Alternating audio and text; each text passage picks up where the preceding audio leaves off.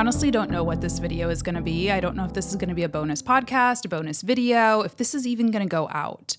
But I was asked about this in the Freelance Friday Club recently, about this kind of wave of YouTubers who have announced that they're quitting or that they are scaling back or they're changing the way that they are doing things. And I felt called to address it publicly, share my 2 cents on it as somebody who is kind of a smaller creator than a lot of these people who are announcing this.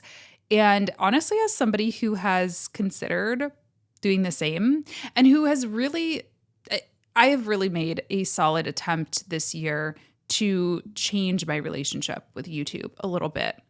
I'm not fully quitting, but I do think that some things need to change. I think I've kind of reached a breaking point, and I think a lot of people have, and I want to talk about why. The first thing is, I think what we're seeing is mass burnout. I think people are just kind of acknowledging burnout, and the new year is a good time to do that. For me, burnout, it really comes on not because of, I have a lot of work to do necessarily, but it comes from this idea of wrapping my identity too deeply in with my work or with what I'm creating, YouTube in this case. YouTube is very all-consuming. YouTube is very unique, even deeper than like Instagram or TikTok. For me, YouTube really is all-consuming because it just takes so much time. I think Marques Brownlee mentioned this, like, it's a dream job. This is a dream. I went to school for film. And so like the fact that I even get to work with cameras every day and especially get to do it from home and have complete creative control is an absolute dream. And I think because of that, it becomes so much of an identity. I think, you could kind of equate it to like a professional sports player, somebody who loves sports, or a professional singer or musician who, that was their dream to do that. I'm sure that they kind of deal with those things too. The difference with sports is it has a pretty finite start and end time. You usually are not playing sports past your 40s professionally. I think that's what it comes down to, is we get too tied up in it. And it's hard not to because of how consuming it is, because I'm spending 10, 20, 30 hours sometimes on a single video. I'm going to have a certain attachment to it, more so than if I'm just like doing a consulting call or even creating a couple of pieces of content that take me a couple hours that aren't necessarily about me and my experience and my life. It just doesn't feel as personal. I also think YouTubers, pretty much all the YouTubers that I watch their videos announcing this, we all started out of this place of passion. Most of us in this category started years ago, before the YouTube partner program was really what it was, before the YouTube ecosystem, if you will, or culture, climate, business climate, whatever. I've said it a million times before, but I didn't know you got paid from YouTube when I first started. I started YouTube because I was bored, because I had a lot of creativity that I just needed to get out. And because I was kind of lonely, I didn't have a lot of girlfriends. I started my YouTube channel about makeup. I didn't really have girlfriends to talk about that stuff with, share product recommendations. And so that's why I created YouTube. The money was kind of a bonus. It was like, this is a surprise. Well, once the money comes, you start to see patterns with it. Once you become full-time as a YouTuber, you have to look at those patterns. You have to play into what is making the money, what is getting the clicks, what is attracting the sponsors, what is doing this and that. And over time, I think for a lot of people, they realize, for myself at least, I've realized that what gets clicks and what gets views isn't necessarily the thing that I am 100% the most passionate about. Now, I feel lucky that I do really love what I create content about. I'm really passionate about helping people grow businesses and things like that. But like once in a while, I just want to post something creative and fun. I love editing vlogs. They're my favorite to edit. They don't get the views. So I have to limit how many vlogs I'm doing. I can't do only vlogs on my channel unless I want to basically kiss my income goodbye. So I think there becomes this weird disconnect with what we want internally, what we're passionate about, and just kind of playing into an algorithm. And I think that's what a lot of people are experiencing, if I had to guess. Now, another thing that I think a lot of people are experiencing is just a massive shift in workload. a massive increase in workload. And this really started in 2020, I would say. 2020 was such a weird time, as we all know, and I think we're kind of finally starting to analyze it. I think we're a little bit far enough removed to really be able to say like, okay, what did that actually do to my psyche? And, for me as a YouTuber, it was interesting because on the one hand, like YouTube businesses had never been better because people were at home, right? People were at home wanting to watch YouTube. And so everything was up for most YouTube creators. Watch time was up, engagement was up, money was up. But on the other hand, too, I think that came with a lot of pressure. I distinctly remember, getting on Twitter when things were first shutting down. And I remember just going on Twitter being like, should we be posting? Like, is this considered a crisis where we should like kind of go fade to black for a little bit of time? And a lot of people were saying, people rely on your content. Like, we need to help people maintain a sense of normalcy. And we need to be there for our audience. And I absolutely took that to heart. And honestly, it was an honor for the people who did say something similar, like, hey, I really look forward to your videos. They're helping me, stay motivated to keep my business going during this time. Like, it really was an honor to do that. But at the same time, I think it was an incredible amount of pressure to feel like, well, what if I need some time to like breathe or grieve or scream, And then the big thing also that happened during that time was TikTok. TikTok, short form content, it changed everything. I don't know if it's for the better long term, at least when it comes for YouTubers. One could argue it's another distribution channel. It's another way to grow your audience and to get new eyes on your content. For me personally, and for a lot of people I talk to, a lot of YouTubers I talk to, it just added a step to the production process that doesn't really do a whole lot. I don't get traffic from TikTok. I have maybe heard from like 2 people who have told me, hey, I discovered you from TikTok. I'm doing all these shorts. I'm adding this step to the process. I'm learning new softwares, learning new platforms, learning new tools for kind of like nothing in return. And we do it because we feel like we have to. And we do it because of this feeling of like FOMO of, well, I don't want to miss out on a potential audience that I could get. You know what I mean? So where am I going with this? I think the workload has increased a lot for YouTubers for little reward, for little in exchange. And it's just too much. It really is just simply too much. Similarly, it's really hard to scale a YouTube channel, at least a YouTube channel of my size. Maybe for the folks who have multi-millions of subscribers who are making multi-million dollars per year from YouTube, it might be a little easier. But for myself, I'm at this weird point where I am making good money from all that comes with YouTube, not from YouTube directly. We'll talk about that as another point. But from all that comes from YouTube, I am making good money, but I'm not making good money to the point where I can, hire 12 people on staff full time. My traditional business advice would be, well, hire out for your weaknesses. So I think about the things that I don't love doing on YouTube. I guess short form, maybe I could have people edit that, but because I edit my own long form, it just makes sense to just kind of do it all in one full swoop. So that's not really that easy to outsource. Otherwise, honestly, what is hard, I wouldn't say is a weakness, because clearly I've had some success being an on-camera personality, but what is the hardest for me is filming. And I can't replace myself. We've seen YouTube channels try to do that, bring in new hosts and things like that. Some people do it all right, but most channels who do that, they notice numbers go down. And then even if it just comes to like, hey, helping me set up, helping me test out my audio, make sure everything's working correctly, that's such a hard role to hire for because you really need to be here in my home with me. And so unless you're a good friend, I'm not going to just hire some random person off the street to do that. And then if I hire a friend, well, there's a lot of weird stuff that comes with that too. So it's just a very hard job to scale, in my opinion. And because of that, we go back to the workload thing. It's a lot. It's a lot and it's hard to scale. Which brings us to the money. I'm not gonna, okay. First of all, I wanna say just to reiterate, I'm so incredibly grateful for YouTube. It has really helped me launch my career, honestly. I don't think I would have the business that I have without YouTube. It has been a really amazing experience overall. However, I do think things are changing when it comes to the money on YouTube. Shelby, what's her name? Shelby.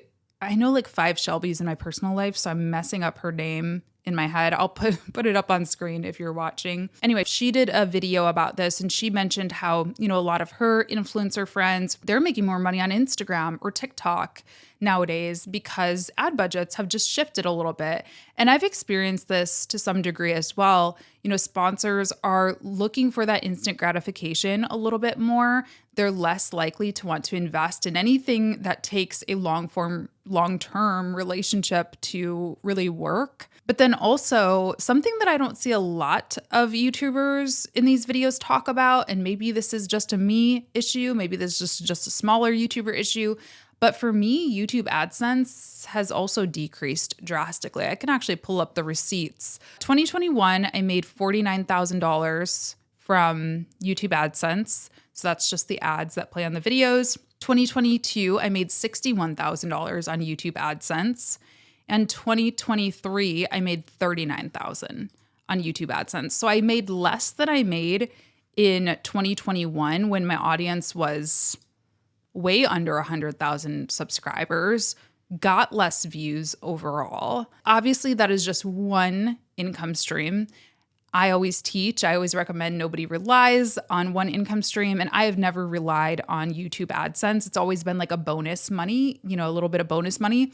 However, for definitely at least for 2021 and 2022, I could be like, that's like my mortgage and then a couple of bills in some cases.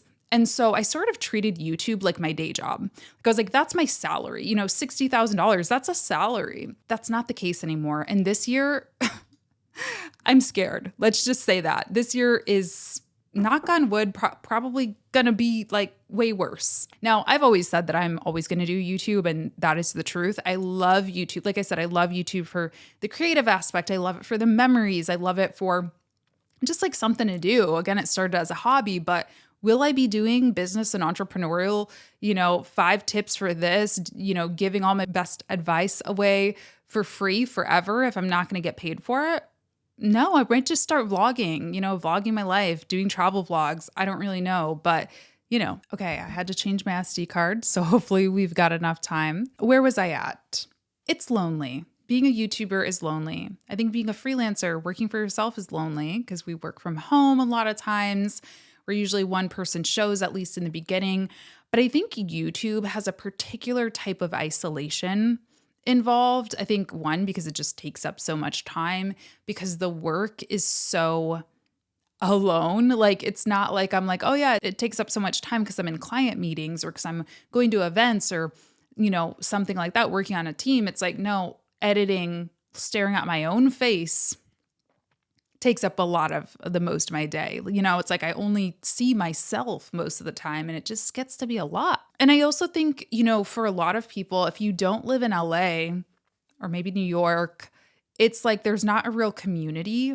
I have like one friend who is a creator. He's a TikToker though, so it still is like different. There is a lot we can connect on. We talk about brand deals and whatever and commiserate and celebrate together, but it still is a little different. Like, I don't really have any YouTube friends, at least not in person in my local area. If I want to really do YouTube-y stuff where I'm not looked at weird for pulling out my camera or I don't know, anything like that, I got to go somewhere. I got to go to an event. I got to travel to LA or whatever. And then, like, my experience, and I don't want anyone to take this the wrong way, but I'm a Midwest gal. I say what I mean and I mean what I say.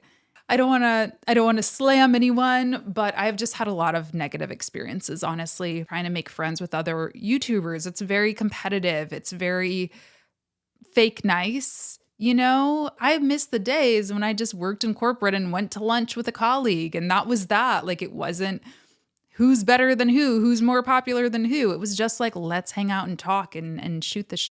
Another thing I think that we're seeing is just this idea of wanting more privacy. as we get older. A lot of these YouTubers are maybe having families or just getting older. I personally, I started 10 years ago. I was 21 or 22. And yeah, I think as you get older, you start to see things in a different way when it comes to privacy and also safety.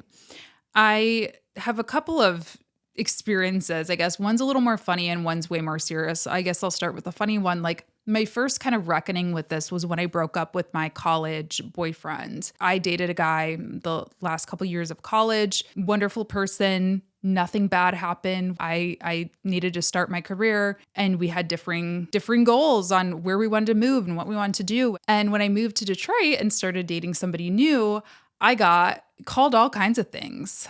Oh, I'm a cheater. I moved on too fast. I did this. I did that. Where's your boyfriend? Because I had put my ex-boyfriend on my channel so much. And because I didn't announce to the world that we had broken up. We had been broken up for months and months and months. But because I didn't make this loud acknowledgement of it, people thought that I broke up with him and got a new boyfriend the next day, I suppose. It made me realize, even though I wasn't making content about my relationship, it's just making it about my life. And of course, I was going to share the characters in my life, I suppose. People get very invested in things that you don't even realize. Like, I understand we all want to be good citizens. We all want to be good people. We all want to support people who are also good people. But it's getting a little deep here, right? And I think the other thing I realized was that a lot of the audience who was watching me was in a different life stage, I guess, than me. And I'll get to this because this is another point. My last point is I think there were people who couldn't really wrap their heads around the fact that I could break up with somebody and it not be this dramatic tabloid type thing, that it was just, oh yeah, like we grew apart, let's be friends. They expected this explosive, crying video. That's probably how I felt relationships were when I was like 15. I learned from that, I guess, about how much I want to let people in to my relationships, how much I want to speak about them publicly, because it was a weird vibe. Now, fast forward 8 years or so, and I haven't really spoken about this publicly, but this time last year, actually, I had the FBI at my house because of something that happened because of YouTube. I don't want to get too deep into it. The reason I haven't talked about it is one, because it was just like too traumatic and I just kind of want to put it out of my mind. But also I didn't want to attract more of that kind of energy or enrage the person if they were watching who did it or anything like that. But yeah, there are real life things that happen and you can be the smartest, safest person. I'm very, very careful about what I show. I don't talk about exactly where I live, the town I live in. I try to keep things as private as I can, but even still, things can happen. So I submitted a report. You can Google it, link down below. No, I'm just kidding. I'm not going to link to it. But if you just Google report a cybercrime, there is a way to do it, because the problem is if you just report it to your local police department, the person might be writing or planning something from a different state, so it gets a little messy. So you got to report it to the big guys. I reported it, and the very next day, they were at my home. Anyway, safety and privacy. I think as we get older, a lot of people are like, is this worth it? Do I want something terrible to happen just because I wanted to be a YouTuber? Do I want my personal life to be constantly critiqued and judged and, gawked at, I suppose? And I can't even imagine if you have kids or something like that. The last thing I want to talk about, and I think this one might be just a little personal or maybe a little bit more relevant to women. I haven't necessarily seen a ton on this. I did see one video and I cannot, again, on my memory, what's going on, I cannot remember the person's name. I've only seen a couple mention this, but getting older on YouTube is very strange. I think YouTube has this kind of very youthful culture, which partially I love, it's keeps me young, but I also think there is an intense pressure to stay young forever. And I mean that in a lot of ways. Again, I think particularly for women, that means looking young. That means looking like I did 10 years ago, but it also means acting young. It means liking certain trends or I like long podcasts like this. I don't like a lot of cuts. I don't like a lot of edits. I just like a nice, clean image and feeling like we're having a conversation. I like reading books. I like going to conferences. Like that's how I prefer to take in knowledge. And again, going back to the top of this episode, that's not what feeds the algorithm, unless you're talking about something scandalous like a breakup and crying and making a big dramatic thing about it. Like this is not what performs. And then, again, I think maybe this is more relevant to women, but I think there's this intense pressure to look a certain way. And everyone will say, no, there's not. And I will say, I look at my analytics and I see everyone's like, oh, just like go on camera. However, we don't care. But I look at my analytics and it's just, I'm sorry, but that's just not true. The ride or dies, the people who are listening to this probably don't care. You guys are all lovely people. But again, the algorithm doesn't work that way. Yeah, I don't know. Also, just staring at my face for so long has made me really hate my face in a lot of ways, which makes me sad because I've always been but like a normal level confident person. When I go out in the world, I feel confident. When I experience real life, if you will, I feel confident. And then like, it's not even necessarily that people say nasty things. I mean, I have gotten nasty, mean comments, of course, but it's just this idea of like tying success to aesthetics that is just a little depressing. I don't like feeling like I can't age. I don't like feeling like I can't have an issue with my body or my face and not make money or not be able to not be liked, I suppose, have so much performance rely on how I look. I'm just like really rebelling against that, I guess, the older I get. All right. So with all that said, one of my favorite responses to these videos was from DSLR shooter. His name is Caleb. I've been watching him for years. I will link it down below, but he really reframed this as like, here's what I'm going to be doing differently. Watch that because that's basically what I'm going to be doing differently. I agreed with pretty much everything he said. I think the big takeaway for me, like I said, I have considered, is this a year I just throw in the towel? 10 solid years, we did it.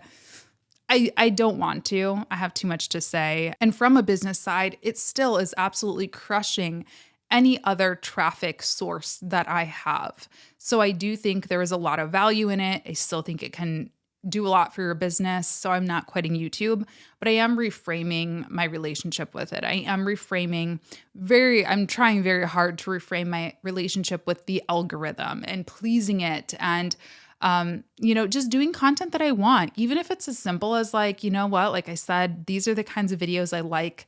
I know not everybody does, but part of it is I need to curate more people who like what I like, who like what I'm doing and vice versa. And so if I'm constantly creating content that is in a style that I actually don't like, well, I'm only going to be attracting more people who, you know what I mean?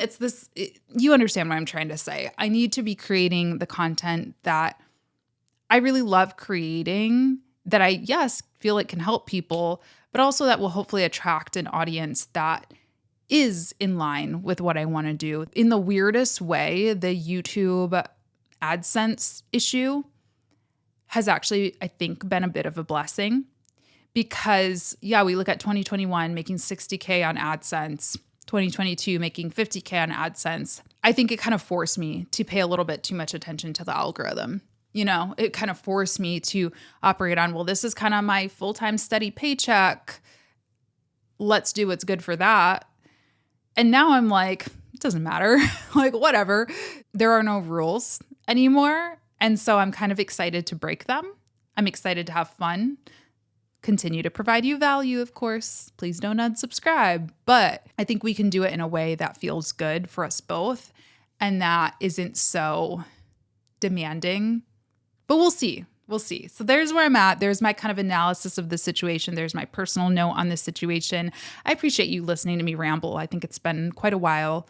So let me know what you think. And I appreciate you being here. If you're listening on the podcast platform, subscribe to my YouTube channel. Just type in Latasha James, and I'll talk to you next time. Bye.